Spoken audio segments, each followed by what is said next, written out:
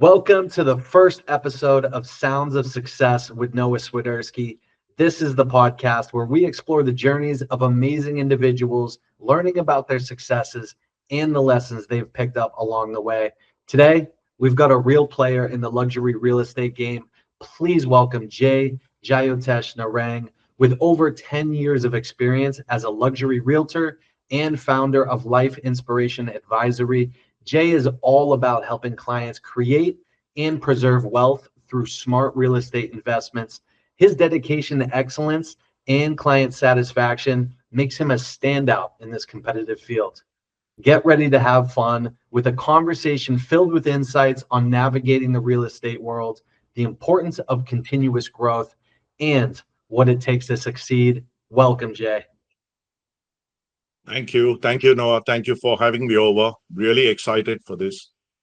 Yes, sir. No, I'm excited. You're the first episode. Couldn't be a better pick for that.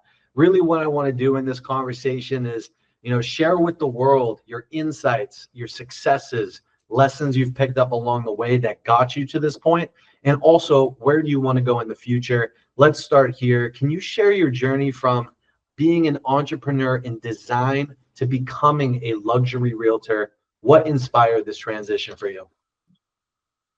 Yeah. So in the year 1988, I had done my diploma in systems management from a very well-known institute in India. And trust me, they picked me up in the first few months of studies and they gave me a job. And my job was of sales, and they were marketing a database management system product. It was called the fourth generation language database. And my job was to identify clients who would need that package and then come back, tell my business development manager, so and so corporate wants a demo.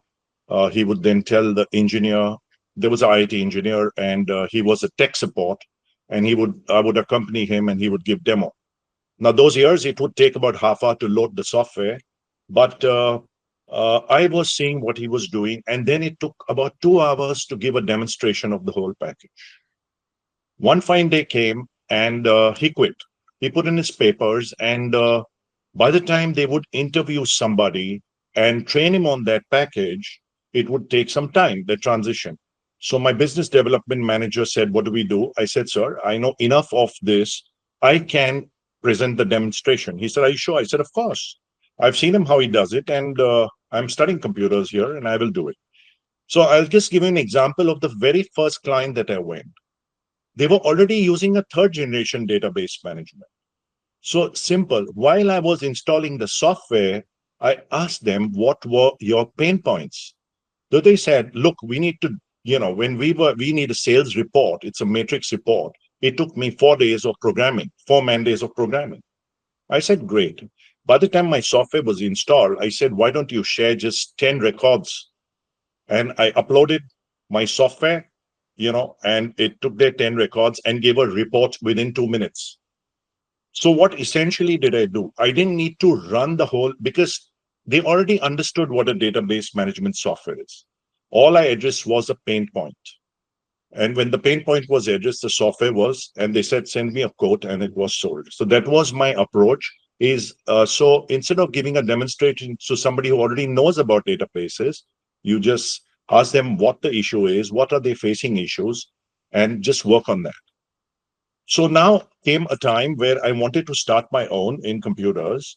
And what is the first thing that you require? Obviously, apart from a computer, you need office space. I must thank my family. They were landlords, and my grandfather, father, my uncles, they gave me an office space, small office space, to start my career in 1990. And I must tell you, in those years, there were no mobile phones. I didn't have emails. All I had was a landline and a fax machine. And I started training people on computers, right? And this gentleman comes up to me and he said, can you teach me desktop publishing? So I taught him desktop publishing. And on 17th October 1990, we, another friend of mine and my wife, we started Textcraft. And this was, and the same thing. On day one, we got the first order because the clients out there wanted speed. How soon can you design this and give a laser printout? So we acquired the laser printer on day one and we started working. And this journey went up ahead. Now, coming back in 1994, I visited the United States of America. And out there, of course, I met cousins and uncles. And thereabout, I learned about their investments for passive income.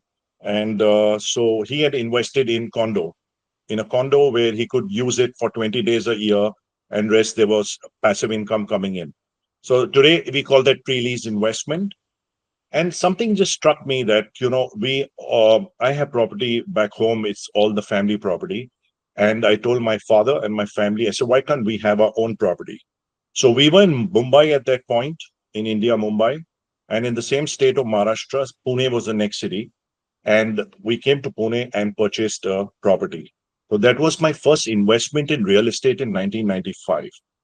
In the meanwhile, my computer business was on, desktop publishing, which we called it text craft, because we were crafting text and giving fonts and visual effects to, the presentations, what the corporates wanted. Uh, Now, when we invested in our house, technically speaking, it became like a second home. Whenever you wanted to take a break from Bombay, you come to Pune in your row house and you spend some time there and go back. And those years, Pune was a retirement paradise. People would come here and retire. And of course, there were a lot of universities, and people would come here and study. There were industries, so they would get some job. But more or less, also, it was a retirement paradise in those years. Now came the year 2005, where a small piece of infrastructure joined the neighboring. What I'm trying to say is, there were two colonies, let's say. So when the bridge came over the river, it just became, so that piece of infrastructure got the real estate rates to creep up. That's when, first, being a landlord's grandson, learning how to make rent receipts, talking to lawyers and the tenants, this journey from 1988. Then in 95, to my own investment in real estate. 2005, seeing how real estate rate changes when you have a piece of infrastructure. That got me very, very passionate about real estate. So that's how my whole journey started. And I was only advising friends out there. I didn't start investing further or became a real estate advisor, but I was intrigued by this. My eyes were on the real estate, how things move, how a piece of infrastructure changes the whole game. In 2005, I moved to Pune. And even then, in 2010, I helped some friend who wanted to invest in Pune. And he said, can we buy, I want to buy real estate. I said, you want to accompany you? And there were certain questions which I thought that he missed out asking. See, when you see real estate, there are a whole lot of questions. It's not only the brochure or a brick and mortar. There are a lot of questions that you should ask. There are certain questions I asked on his behalf, just as his colleague, because I understood real estate. And trust me, in 2015, I started my business in 2014. So that's why I'm 10 plus years in this. He came up to me and said, now we want to upgrade to a luxury. And I said, how come you've, chosen me to be your realtor? And he said, my father said, you asked certain questions to the developers team, sales team, which, so you were very customer centric. You asked on my behalf. And that's where my luxury apartment he bought through me. I was just about to say, you sound so client centric in every facet of your business, from meeting people to solving their needs to delivering what they need. That sounds like your approach, and it's refreshing because, a lot of days business owners aren't like that. They'll just fill a need to fill a need. They don't fill a need for the right reason. My next question it brings me to is, what really motivated you to found Life Inspiration Advisory, and what unique challenges does your firm address in the luxury real estate market? So, Life Inspiration Advisory is my daughter actually did a website, and after that, that was dormant. And she said, "Why don't you take this? Since there's so much of inspiration and you're so passionate about real estate, why don't you use this?" And there are so many other life stories, right? And I adopted this name from her. She gifted it to me, and that's how Life Inspiration Advisory began in 2014.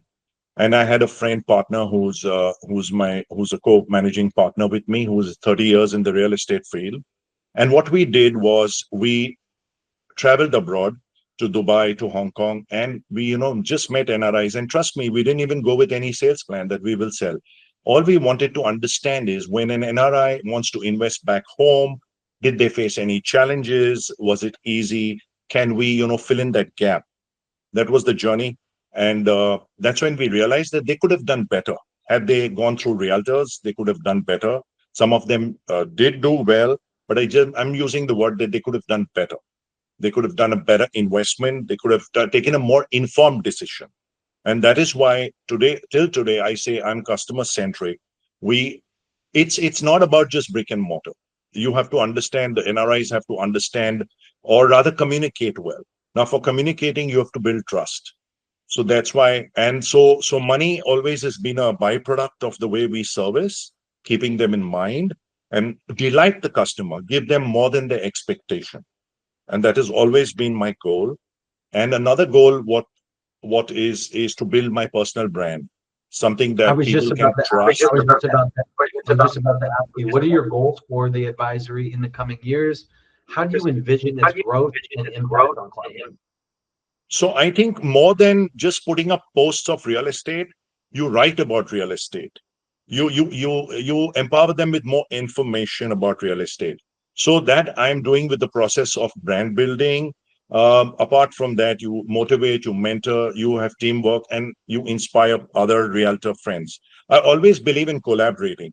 So instead of having a huge team, what we do is I collaborate pan India. That's my whole goal. So I have friends, let's say in Delhi or a Bangalore, realtor friends who have the similar mindsets. So what we do is even in Pune itself, in the same city, I have realtor friends with whom I've tied where we can do structured deals, and those are specific deals. So there is no partnership involved except that particular project what we take in.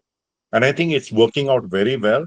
And what I've done is, you asked me for the goal, and I think what I've done is there are two domain names that I booked, and I'm currently trying to work out a good website where in the secondary market, if an NRI wants to sell his old property or somebody from Bombay or Bangalore wants to sell his property, I will put it up on that website. And the domain names I've selected are uh, propertyagentindia.com and propertyrealtorindia.com.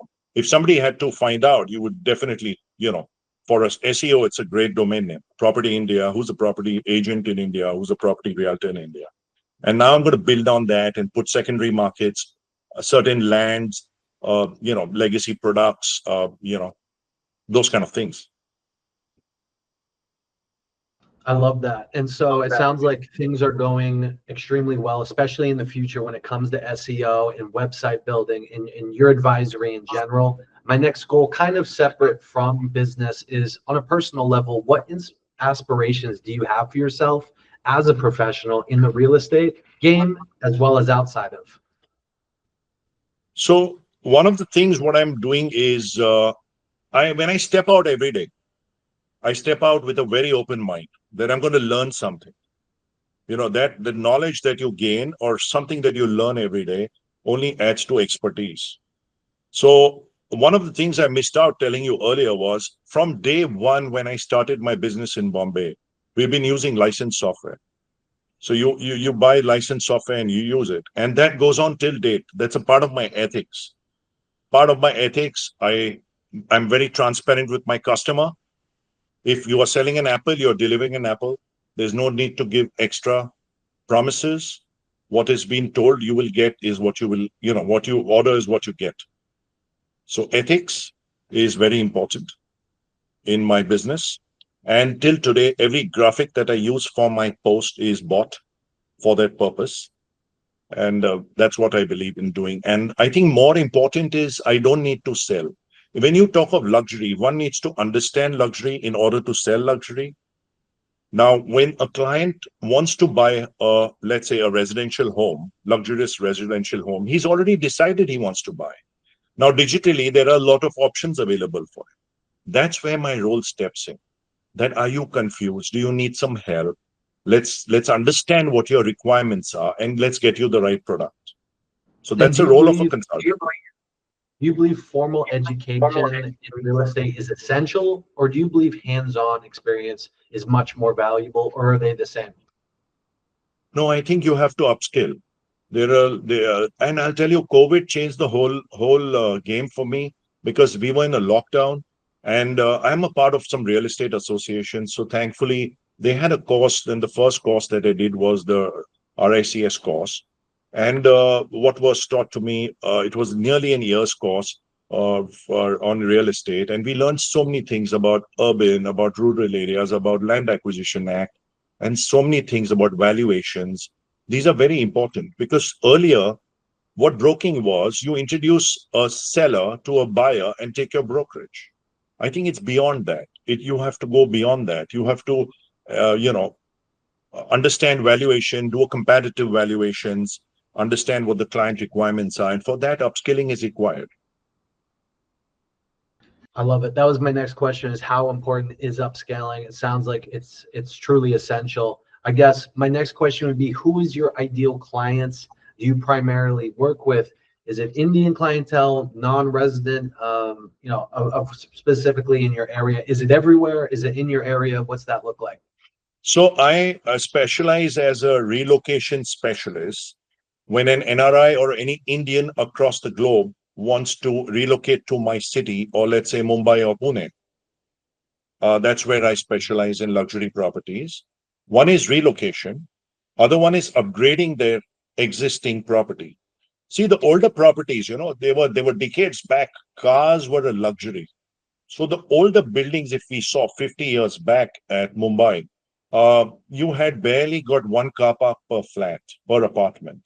Today, every apartment typically has 3 to 4 cars. Then the amenity spaces, you never had a pool, let's say. Today, if you want that, you have a growing family. So you need to go in a newer construction. Certain of the old buildings in Bombay are protected. They are heritage buildings, so you cannot even do a redevelopment there.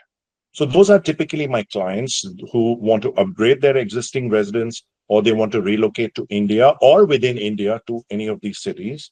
And today I can do pan India, provided I have the radar registration of that state, or I can do it through a referral. Like I told you, collaboration with a friend who's working, let's say, in Bangalore, and I don't have a radar bank. Karnataka. Do you also deal with commercial properties? If so, how does that differ from your work with your residential? So I deal in commercial properties because what happens is, after a successful, let's say the client is very comfortable with me, um, the returns in investing in another residential might not be so great because you hardly get a 2 to 3% return. So typically, you want some passive income. Either they are an end use, they want a commercial office for themselves if they are in business, or they want to invest in a retail space, which we can help them lease out and exit as a pre-lease property. So they are with me throughout the journey.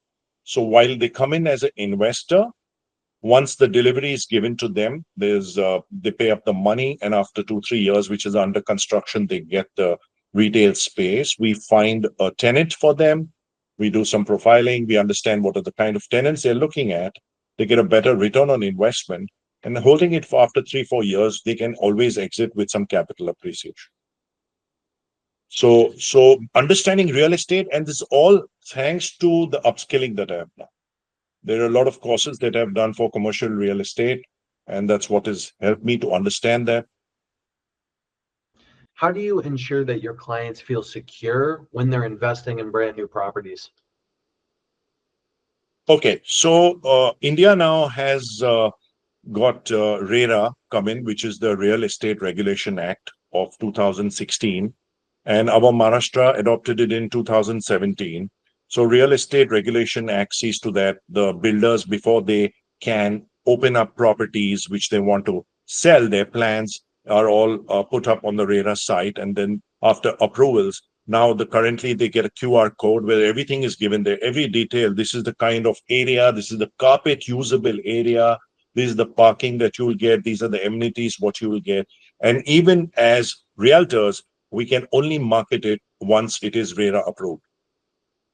So I can't put up a post when it's like under discussion, or right, it's under planning, till it's not, until they don't get a RERA approval, we even can't market it.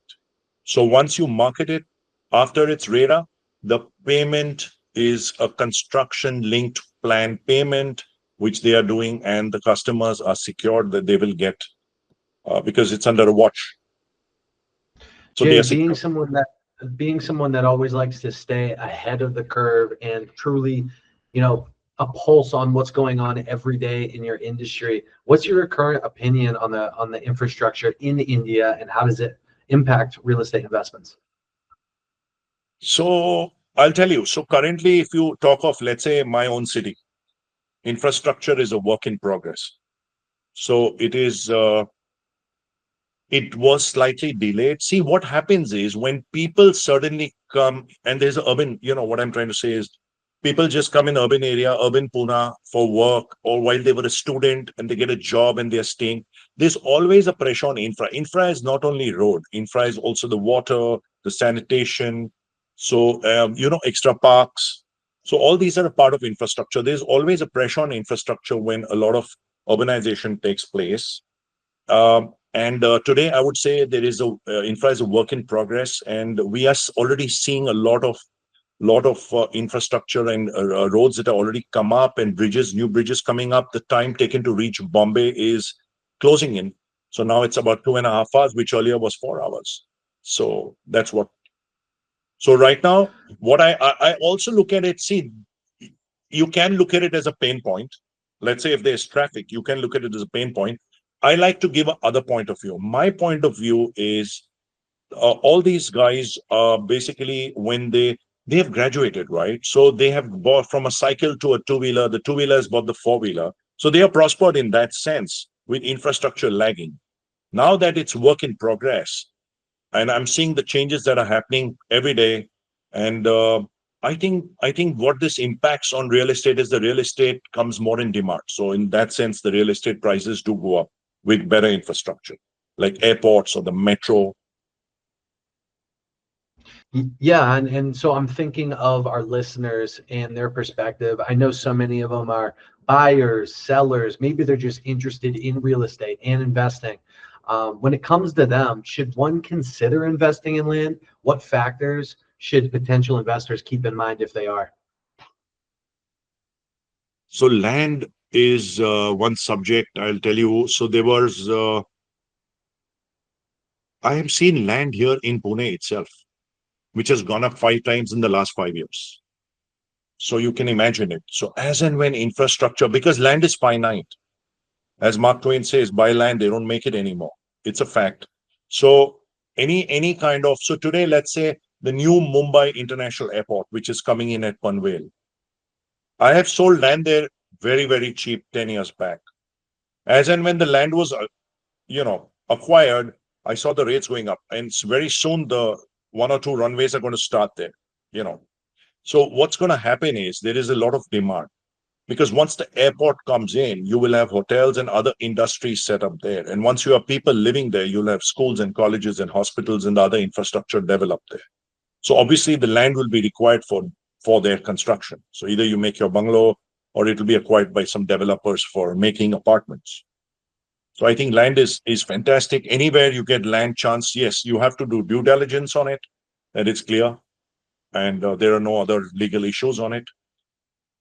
I love it, and you're the perfect person that knows this world. I'm sure many of them can, if they're interested in real estate investing, they can reach out to you. Absolutely.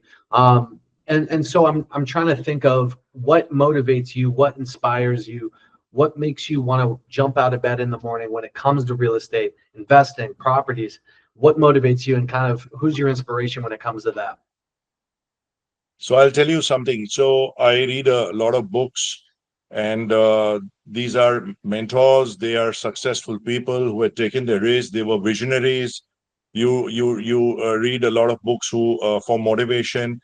And I'll tell you, I meet a lot of. So there are different stakeholders in real estate, right? So you have the developers who are the manufacturers, the realtors are the marketing people, and the consumers are the clients.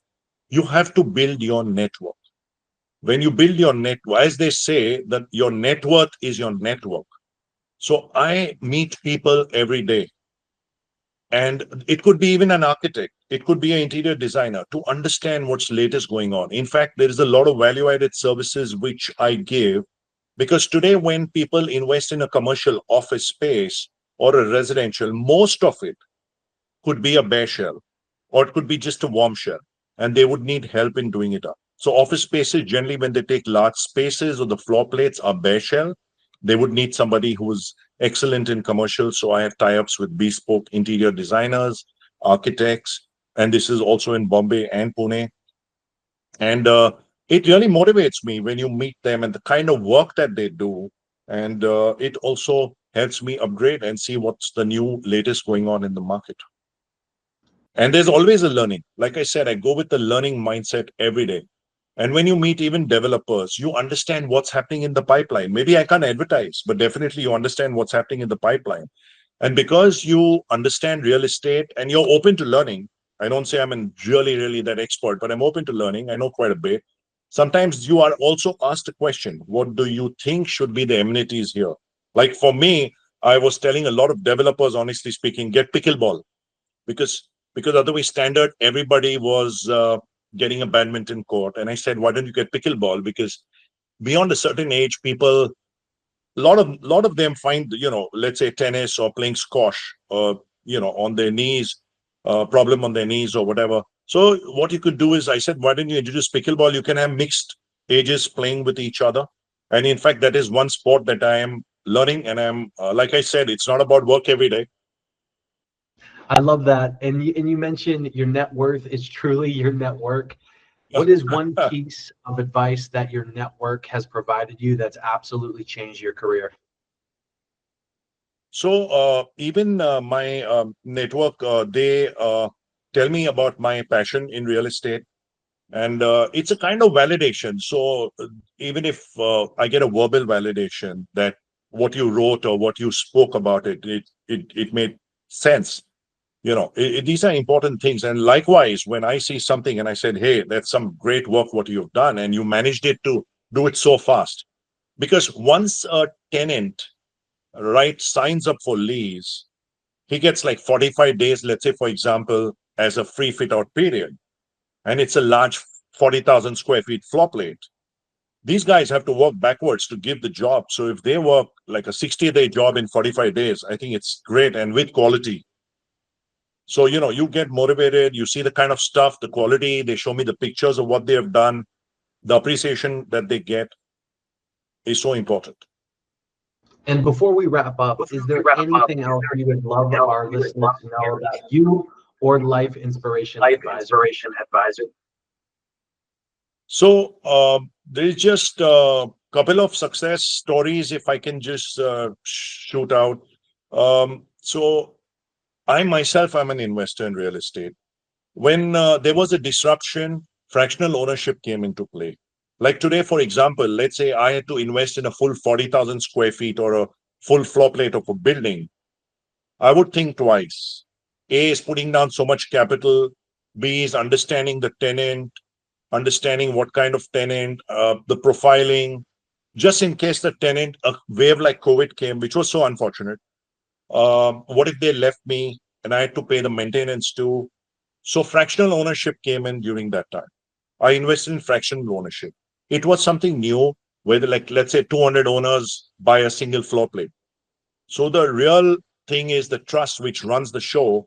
They take care of the tenant. They take care of the rentals coming in every month. So what I'm saying is I'm upgraded myself with tech. Point number two, during COVID also, whatever apartments or offices or a pre-leased I've done, all have gone up in capital appreciation plus the returns. They're very, very happy. Some of them have definitely given me testimonials, because my business honestly works with testimonial and referrals. You can't really ask for work in this. It is, like I told you, I want to build the brand that they can at least ask me, you need assistance? Are you confused? There are a lot of options. That's where I come into play. I work with ethics. I'm a professional. And lot of one problem that I face is a lot of high net worth individuals are not on social media and they are risky. I mean, they just averse. So they will give me referral once asked, but verbally they have also told me how happy they were. with the decisions, what informed decisions they took by taking guidance from us. So I think clients should be open to at least asking questions. And I think every client should at least try and take assistance of a realtor and or a real estate consultant. Another word for it is I think they understand the micro market better. Because today, if somebody wants to buy a house, you need to ask a few questions as a realtor. How many people are in the family? Do you have children? Do you have aged parents? Are you looking at a hospital nearby? How far is your office? Do you need, what kind of amenities? There are a whole lot of things. So the micro market is important. Location being good, but the micro market is important. And I think a lot of these real estate consultant or realtor knows they should take assistance. And generally, for a new property bought from the primary market, we get our remuneration from the developer. So the customer doesn't have to give us anything. So customer doesn't have to give. So for me, when I give him the correct advice, he gets a beautiful deal. He gets his house or his office commercial space, and I get a referral, and that's how my business moves on. What I love about your advisor is you see your success through others' success. And that's what makes you bigger and larger. And it's a win-win in each scenario. And I respect that so much. Being a servant leader, I see that in you as well. I always want my clients to do well and it to be a win-win. And you're a true power player in the real estate game. And I can't wait to watch more of your success. Is there anything you'd like to tell the listeners before we wrap? So I also have fun. It's not that I just speak on real estate all the time. Like I said, my next is to learn pickleball. I see a lot of Netflix when I'm free. Yes, and when I go for meetings, sometimes if a person who I'm meeting, the professional, it could be a client, it could be architect, it could be anyone. If they are running late, I always carry a book with me, the book, and I start reading. There's always learning every day. Apart from when I meet people, there's always learning. And I love traveling to Dubai, let's say. Yeah. So I go 2, 3 times a year and I see the infrastructure there, and it's wow, it's super. And of course I party there. I have some good food, some excellent restaurants there. So yeah, so I crack jokes also a lot of times. It's not just serious, only real estate stuff. I keep it interesting, and that's how it is. I love it. And I think that's why all your clients and your peers respect you for the person you are, not just being so serious, but also building that relationship with them. Back to the client centric focus. That's who you are. That's what you're about. And that And I wraps up want to our conference. Go ahead. Correct.